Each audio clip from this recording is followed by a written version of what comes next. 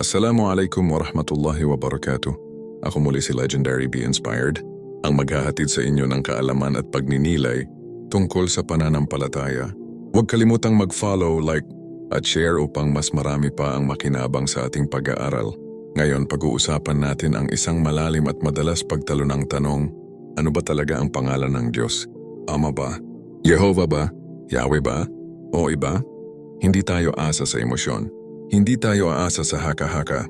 Titingnan natin ang ebidensya mula sa marangal na Quran at mula sa Biblia. Layunin natin ang malinaw na pag-unawa, hindi pag-atake, paggalang, hindi pagtatalo. Simulan natin. Ang Ama ba ay pangalan ng Diyos?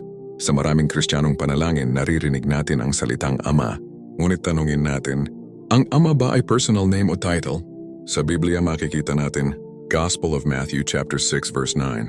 Our Father which art in heaven, hallowed be thy name. Pansinin ninyo, sinabi ni Jesus, Ama, ngunit sinabi rin niya, hallowed be thy name. Ibig sabihin may pangalan, at iba ito sa salitang Ama. Ang Ama ay paglalarawan ng relasyon, hindi personal name. Ganito rin sa pang-araw-araw na buhay. Ang salitang tatay ay hindi pangalan. Ito ay titulo. Kaya malinaw, ang Ama ay hindi personal name ng Diyos kundi isang descriptive title. Ano ang Yitchtabua? Yahweh, Jehovah? Sa lumang tipan ng Biblia makikita ang apat na letrang Hebrew, Yod-Hi-Waw-Hi, o kilala bilang YHWH. Ito ang tinatawag ng mga iskolar na Tetragrammaton. Book of Exodus chapter 3 verse 14. And God said unto Moses, I am that I am. Sa Hebrew context, ang kaugnay na pangalan ay YHWH. Ngunit may mahalagang historical fact, ang sinaunang Hebrew ay walang vowels. Ibig sabihin, ang YHWH ay puro consonants lamang. Hindi malinaw kung paano ito eksaktong binibigkas. Ang salitang Yahweh ay modern scholarly reconstruction. Ang Jehovah naman ay lumabas noong medieval period ng pagsamahin ng consonants ng YHWH at vowels ng Adonai.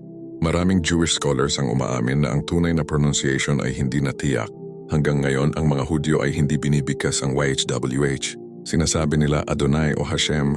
Kung ang eksaktong pagbigkas ay hindi na preserved, malinaw na may historical uncertainty. Ano ang sinasabi ng Quran? Ngayon tingnan natin ang marangal na Quran. Surah Al-Ikhlas 1 verse 1. Qul huwa Allahu ahad. Sabihin mo, siya si Allah, iisa. Ang salitang Allah ay Arabic word para sa one true God. Ito ay hindi bagong imbento. Ginamit ito ng mga Arab Christians bago pa man ang Islam.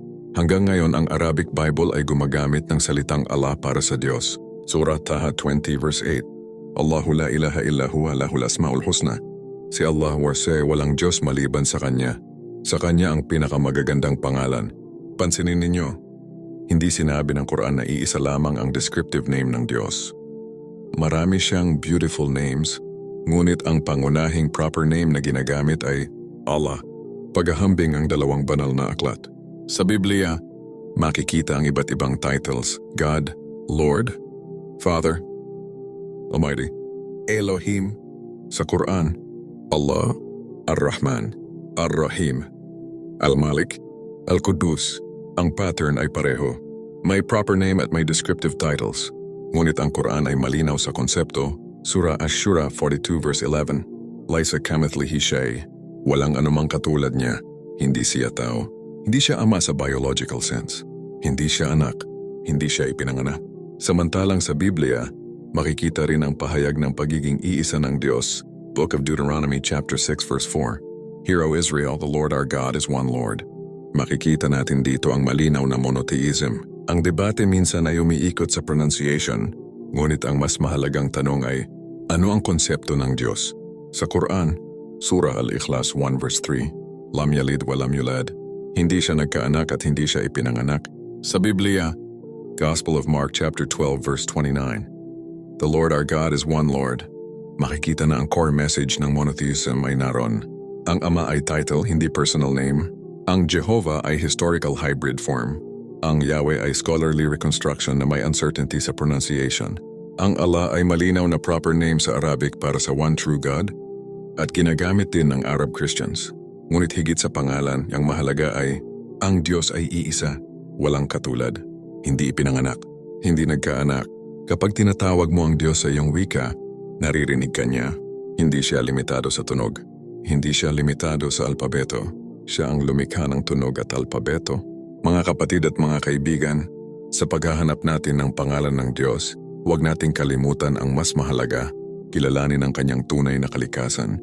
Hindi sapat ang pagbigkas, hindi sapat ang debate.